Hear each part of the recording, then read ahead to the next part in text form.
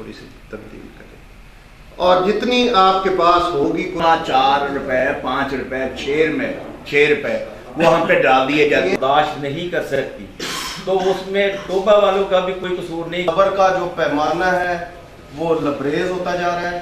हम जो है ना जी वो फेस्को की है, जो बिजली सप्लाई होती है वो मत। और अभी तक लोगों के जज्बात वाकयातन ऐसे हैं।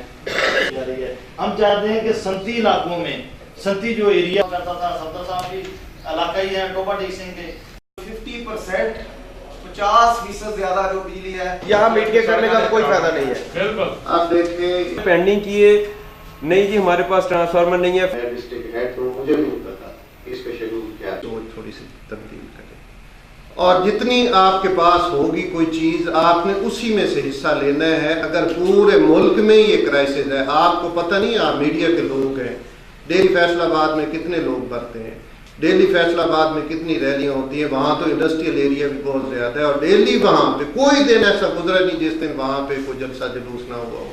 ये ग्रेड स्टेशन की बंदिश का इन्होंने दिखाया, 15-15 घंटे सरगोदा में ग्रेड स्टेशन बंद है। ये it's a country wide issue. ये कहें कि टोबा इस मुल्क का हिस्सा नहीं है और यहाँ पे 24 घंटे बिजली रहे, एक ख्वाब न देखें।